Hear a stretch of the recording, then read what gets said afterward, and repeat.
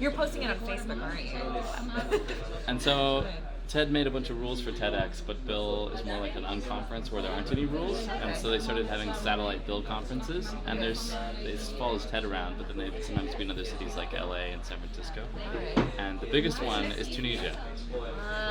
So apparently there are large conferences with almost 1,000 people, and like high schoolers will put on many tiny BIL events. Okay. I think you said in April is the biggest month. Yeah. Yeah, so I thought that was fascinating.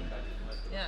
I had no idea, but So it still exists, and this is 11 years later, and it's spreading around. So That's awesome. I think this is probably the biggest BIL area in the world. I think so. Yeah. It is. It's so funny. Yeah. And so he's the organizer, the founder for 2012 for Tunisia. That's awesome.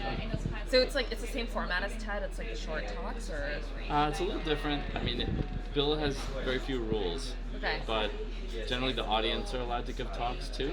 Oh. So the format will have usually multiple stages, like at least if it's a big one where there can be some like big stage, which is sort of reserved for better speakers, and then like smaller ones where you can practice, or else they'll do like the main talks, and then afterwards they'll let anybody speak. Right.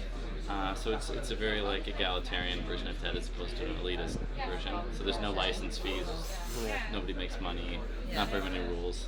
Okay. And we don't like rules. We don't like order.